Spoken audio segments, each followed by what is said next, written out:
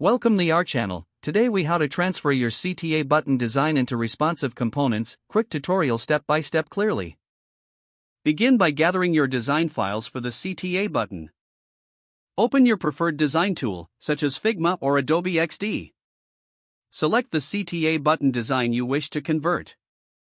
Export the button as an SVG or PNG file.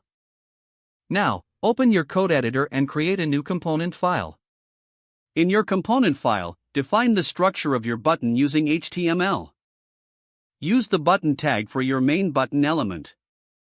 Add classes or IDs to your button for styling and functionality. Next, link your CSS file to the HTML component. In your CSS file, set the styles for the button, including dimensions, colors, and fonts. To make it responsive, use relative units like percentages or viewport width.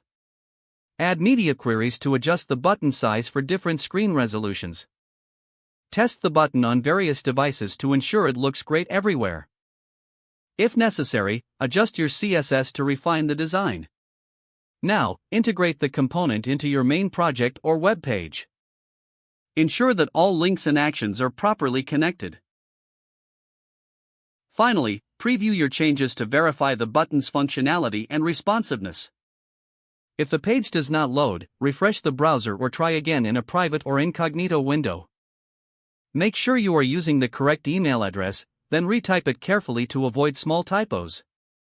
If your password is not accepted, use the reset option and create a new strong password you can remember. Check your spam folder for verification or security emails, then complete any requested confirmation steps.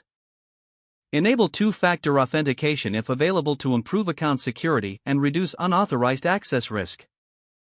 After signing in, review your profile details so your contact information and settings are accurate and current. If you see an error message, note it down and try again after restarting your device and internet connection.